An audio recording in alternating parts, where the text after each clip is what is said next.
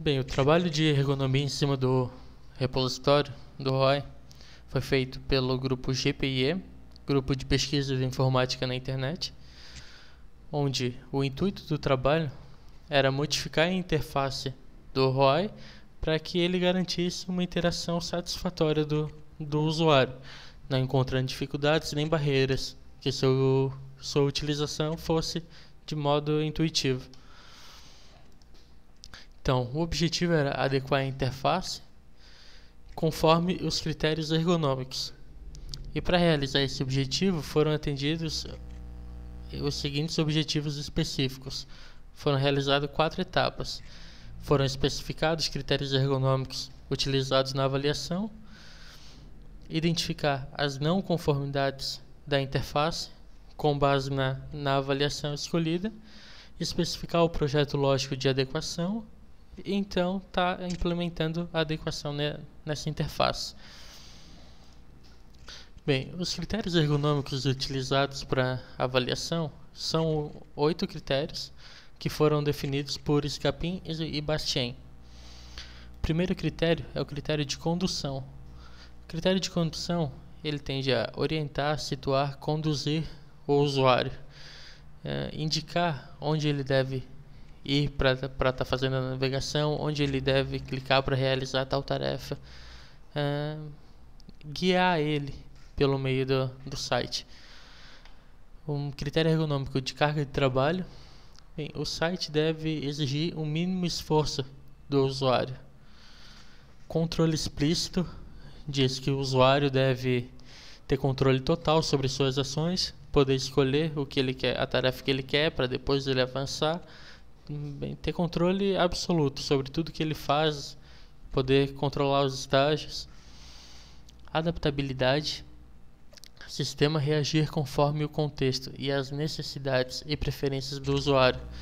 Aqui entra a parte de flexibilidade, por exemplo, apresentar mais de uma maneira de realizar a mesma tarefa, ou o site ter, por exemplo, teclas para navegação mais rápida para um usuário experiente.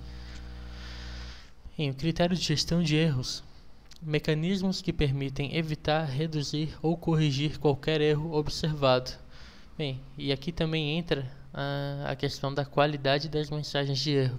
Sempre utilizar uma mensagem onde o usuário entenda. Não utilizar uma mensagem muito técnica. Homogeneidade e consistência.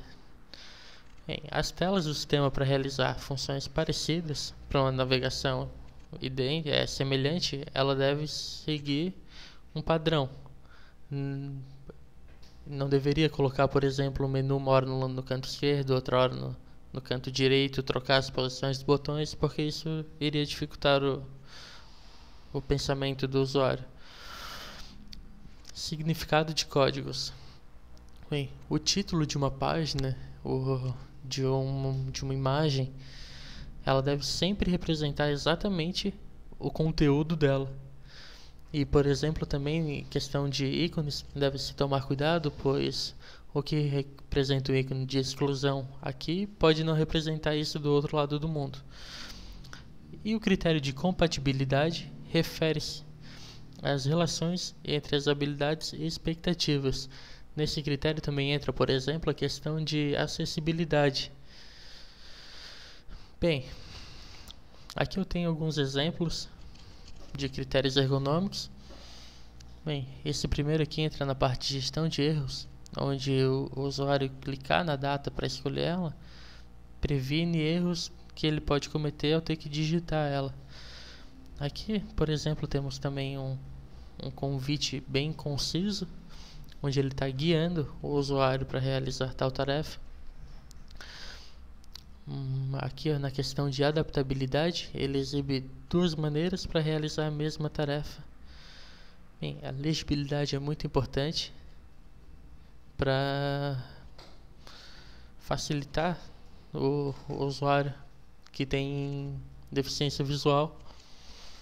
E aqui no critério de controle explícito, por exemplo, no site da Receita Federal tem a opção de pausar um vídeo que é uma tarefa indesejada pelo cliente. Bem, então, e com base nesses critérios, é que foi feita a avaliação do ROI. Técnicas de avaliação, elas podem ser divididas em 3 grupos. Analíticas, que elas buscam prever os erros sem a participação direta do usuário.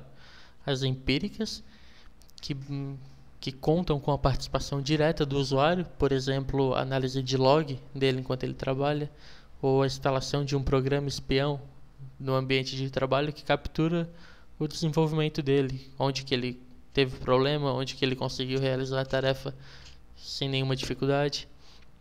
E as técnicas prospectivas, que buscam a opinião do usuário em relação à interação, se ele está satisfeito ou não. Por exemplo, em um sistema tem um campo para ele colocar o que ele achou do sistema, se ele tem alguma sugestão, qual a opinião dele. Dentro das técnicas analíticas tem a inspeção de conformidade. Para a inspeção de conformidade são utilizadas listas de verificação, que são checklist. E o escolhido para o nosso trabalho foi o Ergolist, que é um checklist com 194 questões, que são baseados naqueles 8 critérios de Escapim e Bachien. Então, a metodologia para estar realizando o trabalho foi feito estudo sobre ergonomia, foi escolhida essa técnica e depois feita a navegação pelo sistema respondendo as 194 questões. O resultado da aplicação foi que 72% do repositório estava conforme e 28% não estava de acordo com o esperado. Aqui pode-se analisar por cada critério, onde, por exemplo, o critério de legibilidade, significados e compatibilidade teve total aprovação pelo checklist. Já os critérios como correção de erros e flexibilidade não teve nenhuma questão conforme. Bem, apresentamos algumas soluções para as não conformidades, como, por exemplo, a tradução completa do inglês para o português, que até o momento não tínhamos. Outra é diferenciar ações destrutivas, como exclusão de OAS, tudo que pode danificar o sistema, ou alguma informação importante, ela deve ter algum destaque para não ser feita por acidente. Também temos, por exemplo, incluir a opção de interromper um processo, alguma função pelo usuário. Na submissão de um objeto, ele percebeu que colocou alguma coisa errada, ele ter a opção de pausar e retroceder aí para estar corrigindo, coisa que antes não tinha. Bem, era isso então.